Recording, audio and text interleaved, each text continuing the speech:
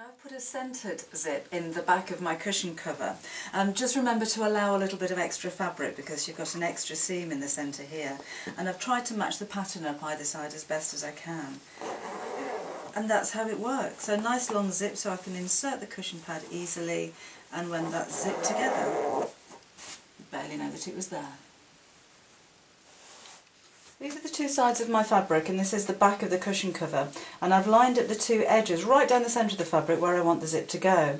The first thing I'm going to do is to place the zip across the seam, and I'm going to mark either end where I want the zip to open to. So you could measure that and make it absolutely central, but I think that'll do for now. And I'm going to mark just inside the stopper on the bottom end of the zip and just inside the stopper on the top end of the zip, and I'm using a disappearing ink, so that'll disappear even if it shows through to the other side of the fabric. I'm not worried about that at the moment.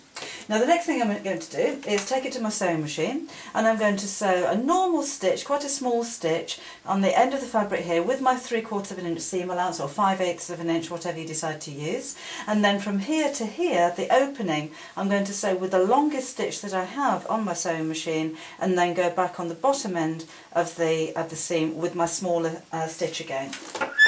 So, but excuse the squeak, bring my sewing machine in. 5/8 of an inch seam allowance I'm going to choose. So all I'll do first of all is to back tack. This is on a small stitch just across the end of the fabric, and then sew straight down to the first mark.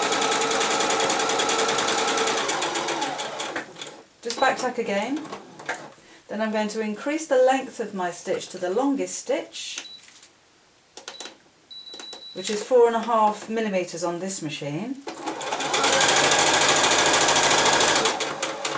Sew down to the second mark,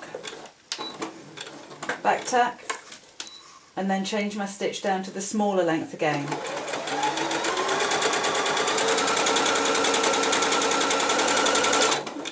And back tack. I'm going to move that machine out of the way. And normally I would press at this point, so have the iron ready, but because this is cotton I should be able to press that open with my fingers and get a nice crisp seam. Next thing to do is to take my zip, and I'm going to place it again over those two marks that I've just made. But I need to make sure that the coil or the teeth are lined up perfectly over the seam down the centre of my cushion cover. And I'll just pin across there, and then I'm going to tack by hand, or baste by hand, all the way around. And the reason I'm going to do that and not just sew over the pins is that when you start to sew this on the machine, you can move the pins slightly, and I really do want those teeth to stay lined up against the centre of my zip. So I'll start at the bottom because I think that's easier, and I'm just going to do a rough tack in big stitches, and I'm using a contrasting thread because I want to see clearly when I'm taking this out at the end of my project. Take my pins out as I go, and I'm just going to check all the way around that those teeth are lined up right against the seam. So I'll just tack that all the way, and then we'll pop our zipper foot on and carry on with our cushion cover. So that's my zip sewn into place with a basting stitch by hand. I've put my zipper foot onto my machine, and what I'm going to do now is sew all the way around with quite a small stitch, and I'm going to sew from the top because I think I can see what I'm doing from the top, and these are the stitches that you're going to see after all. So I'm going to line up the edge of the foot, of my zipper foot, so that it's just touching the teeth and you can feel where it goes there. I'm going to start with my needle down this time, and then just very carefully sew all the way around, keeping this line as straight as I can.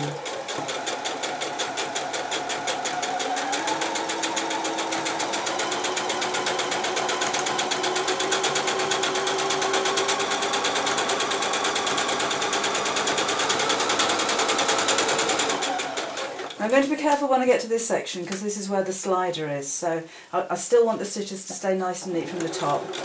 So I'm just going to firmly guide the fabric around so it doesn't twist.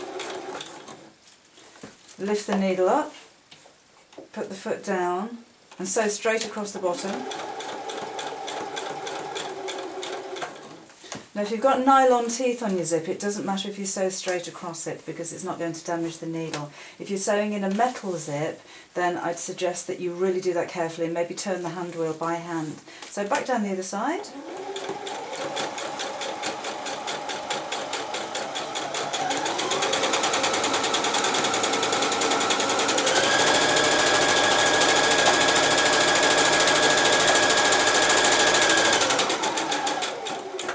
to where I started, then I'll sew back across the top to meet up with my first stitch and just back tack, and that helps to stop the stitches from coming undone. So I'll cut off my loose threads. Whoops. Take away the basting or the tacking stitches, and this is why I did them in a contrasting colour so I can see exactly where they are.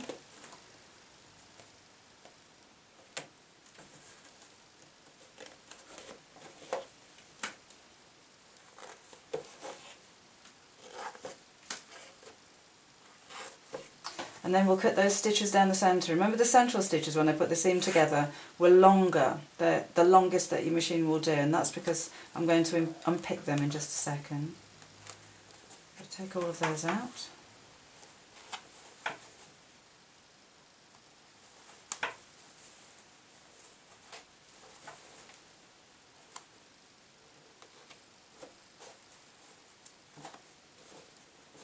Like so.